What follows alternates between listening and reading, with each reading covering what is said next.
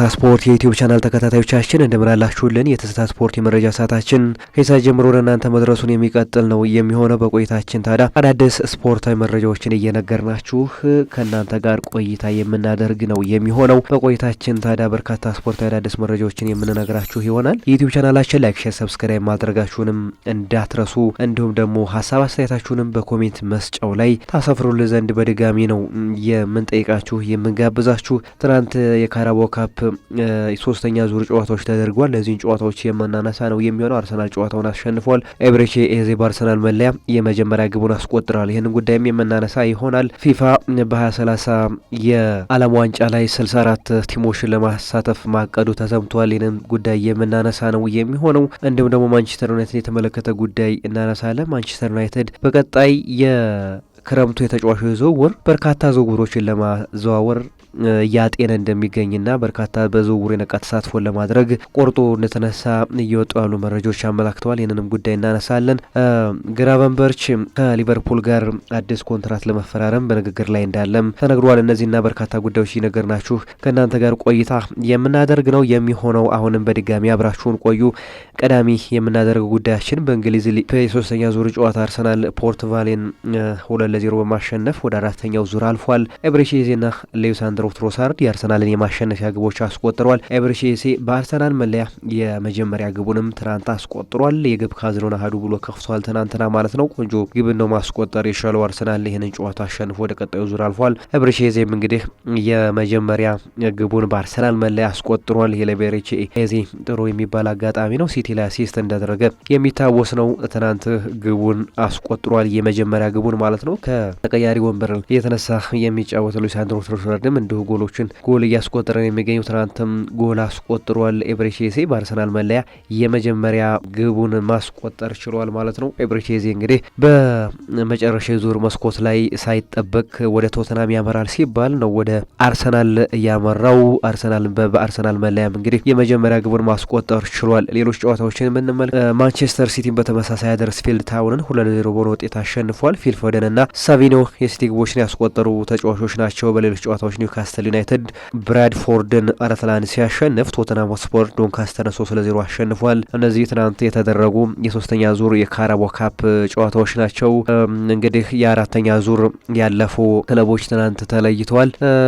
የተለዩት ክለቦች እነማን ናቸው የሚለውን እንመልከት። ግሪምስቢ ታውን፣ ብሬንትፎርድ፣ ክሪስታል ፓላስ፣ ስዋንሲ ሲቲ፣ ብራይተን፣ ካርዲፍ ሲቲ፣ ፉልሃም፣ ቼልሲ፣ ዌካም ወንደረርስ፣ ወልቭስ፣ ወርዝሃም፣ ሊቨርፑል፣ ማንቸስተር ሲቲ፣ ኒውካስትል ዩናይትድ፣ ቶተንሃም ሆትስፐርስና አርሰናል ወደ አራተኛው ዙር ያለፉ ክለቦች ናቸው።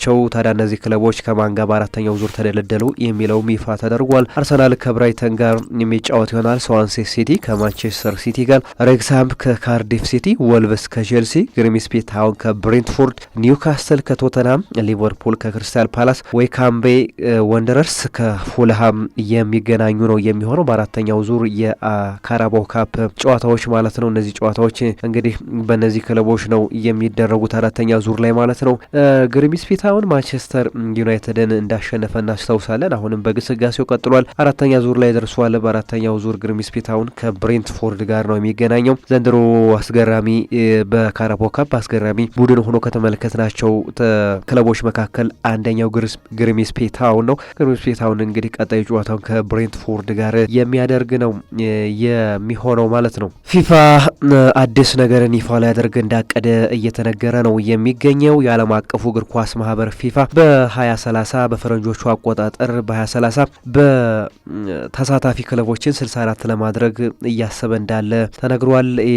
በ2030 ፊፋ እንግዲህ በምስረታው 100 ዓመቱን ይሞላል። ይህም እንግዲህ አዲስ ታሪክን ሊያሳይ ይችላል እየተባለ ነው የሚገኘው። ፊፋ 2030 ላይ 64 ቲሞችን ለማሳተፍ ጥረት እያደረገ ነው። 64 ሀገራትንም በ2030 ያሳትፋል እየተባለ ነው የሚገኘው። በሳውዲ አረቢያ ይህ ጨዋታ ይደረጋል እየተባለ ነው የሚገኘው። የዚህ የ2030 አዘጋጇ ሳውዲ አረቢያ ናት። 2030 የዚህኛው የ26ቱ የዓለም ዋንጫ አሜሪካ ሜክሲኮና ካናዳ በጣምራ እንደሚያዘጋጁት ይታወቃል። የ2030 የዓለም ዋንጫ ደግሞ ሳውዲ አረቢያ አዘጋጅ ሀገር እንደሆነች ቀድሞ ታውቋል። ታዲያ በሳውዲ አረቢያ የሚካሄደው የዓለም ዋንጫ በታሪኩ ትልቁን ቁጥር የሚሳተፉበት የዓለም ዋንጫ ሆኖ ይዘልቃል ተብሏል። የ100ኛ ዓመቱንም የዛኔ ይሄ ጨዋታ 64 አባላት ሀገራትን ወይም ደግሞ 64 ተሳታፊ ሀገራትን ያሳትፋል ተብሎ ነው የሚጠበቀው። የዛኛም 100ኛ ዓመቱን ይደፍናል ፊፋ። ታዲያ 100ኛ ዓመቱን በመድፈኑ ምክንያት ሜክሲኮ ላይ ነው የመጀመሪያው የዓለም ዋንጫ የተደረገው። የመጀመሪያዎቹ ጨዋታዎች የሚደረጉት ይህንን ፊፋ ለማክበር ማለት ነው። የ100ኛ ዓመቱን ለማክበር ሲባል እዛው የተጀመረበት ሀገር ላይ ሜክሲኮ ደርሶ እንደገና ወደ ሳውዲ አረቢያ ይመለሳል ነው የተባለው። ቀድሞ የወጡ መረጃዎች እንደዛ ነው የሚያመላክቱት። 100ኛ ዓመቱን ይደፍናል ፊፋ በዛ ሰዓት በ2030 ማለት ነው። ሳውዲ አረቢያ ናት አዘጋጅ ሀገር። ነገር ግን 100ኛ ዓመቱን ለማክበር እዛው ቦታው ላይ ለማክበር ስለታሰበ በሜክሲኮ ነው ጨዋታዎቹ የሚካሄዱት። የመጀመሪያ ጨዋታዎች መክፈቻ ጨዋታዎቹ እዛ ይደረጉና ተመልሰው እንደገና ወደ ሳውዲ አረቢያ ወደ መካከለኛው ምስራቅ ይመለሳል ተብሏል ማለት ነው። ከደቡብ አሜሪካ ወደ መካከለኛው ምስራቅ እንደሚዞር ነው የተነገረው። ይህ ነገር 64 አባላት ሀገራትን ለማሳተፍም በዚህኛው በ2026ቱ የአሜሪካ ሜክሲኮና ካናዳ ጠራ በሚያዘጋጁት የዓለም ዋንጫ ላይ ይፋ እንደሚደረግም ታውቋል። በቀጣይ 64 ሀገራት በዓለም ዋንጫው ላይ ልናይ የምንመለከትበት እድል ሰፊ ነው እየተባለ ነው የሚገኘው።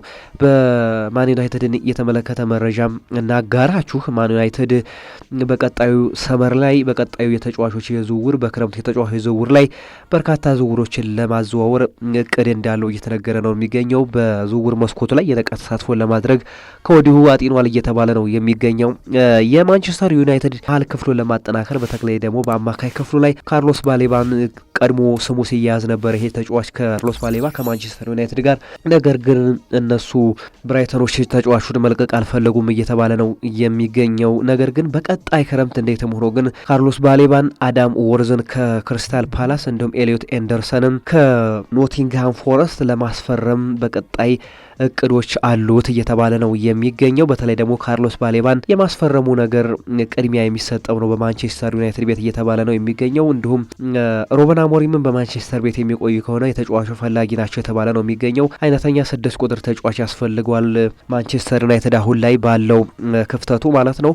ለዚህ ደግሞ ዋነኛው ያንን ቦታ የሚሸፍንለት ወይም ደግሞ የሚደፍንለት ተጫዋች ካርሎስ ባሌባ እንደሆነም ይታመናል። ካርሎስ ባሌባን ለማምጣትም እንዲሁ እየተነገረ ነው የሚገኘው። ሌላኛው በክሪስታል ፓላስ ድንቅ ብቃት እያሳየ የሚገኘው አዳም ዋርተንን ለማስፈረምም እቅድ አላቸው። ኤሊዮት ኤንደርሰንም በተመሳሳይ እቅድ አላቸው የተባለ ነው የሚገኘው። ማንቸስተር ዩናይትድ ምናልባት በቀጣዮቹ የተጫዋቾቹ የዝውውር መስኮት በክረምቱ ማለት ነው በቀጣይ በሚመጣው ክረምት ላይ እነዚህ ተጫዋቾች ለማስፈረም እቅድ ይዟል ተብሏል። ግን በጠሩ የዝውውር መስኮት የሚሳካላት ከሆነ ካርሎስ ባሌባን ወደ ኦልድ ትራፎርድ ለማምጣት ጥረቶችን ያደርጋል እየተባለ ነው የሚገኘው። ሊቨርፑልን የተመለከተ መረጃ ስናጋራችሁ ሊቨርፑል ግራቨንበርችን ውል ለማራዘም ጥረት እያደረገ ነው ተብሏል። ግራቨንበርችና ሊቨርፑልም በኮንትራቱ ዙሪያ አውርተዋል። በዚህ በያዝነው ወር ታዲያ ኮንትራቱን ያራዘማል ተብሎ ይጠበቃል። ጥሩ ነገሮች እንዳሉ ተነግሯል። በሊቨርፑል መካከልና በግራቨንበርች መካከል ሂደቶቹ ጥሩ ናቸው። ፔፐር ላይ ያለው ነገር ካልቀረ በስተቀር በቃል ደረጃ ተስማምተዋል የሚባል ነገር ነው የተሰማው። በቃል ደረጃ አውርተዋል፣ ጥሩ ኮንቨርሴሽንም አድርገዋል ተብሏል። ግራቨንበርች ለሊቨርፑል ወሳኝ ተጫዋች እንደሆነ እየተመለከት ነው። በተለይ በአምናው የእንግሊዝ ፕሪሚየር ሊግም አይነተኛ ሚናን ተወጥቷል። በመከላከሉም በማጥቃቱም በኩል የቡድኑን ባላንስ በመጠበቁ በኩል የተለየውን ግራቨንበርች ነው የተመለከትን ያለው። ዘንድሮ አስደናቂ ብቃቱን እያሳየ ነው የሚገኘው ግራቨንበርች፣ ሪያን ግራቨንበርች ማለት ነው። ሪያን ግራቨንበርችም በሊቨርፑል ምናልባት በቀጣይ 5 ዓመታትን ለመቆየት እቅድ ያለው ሊቨርፑሎቹም 5 ዓመታት እንዲቆይ ይፈልጋሉ። የ5 ዓመታት ውልና ዳጎስ ያለ ደሞዝና ጥቅማ ጥቅም እንዳቀረቡለት ተነግሯል። በቀጣይ ቀናት ውስጥ ኮንትራቱን ያራዝማል ተብሎ ይጠበቃል ማለት ነው። አድማጭ ተመልካቾቻችን ለሰዓቱ ያዝናቸው ስፖርታዊ መረጃዎች እነዚህን ይመስሉ ነበረ። ያላችሁን ሀሳብ አስተያየት በኮሜንት ሴክሽን ላይ አካፍሉን። እንዲሁም ደግሞ የዩቲዩብ ቻናላችን ላይክ፣ ሼር፣ ሰብስክራይብ ማድረጋችሁንም እንዳትዘነጉ። መልካሙን ሁሉ እንመኝላችኋለን። ሰናይ ጊዜን ተመኘን።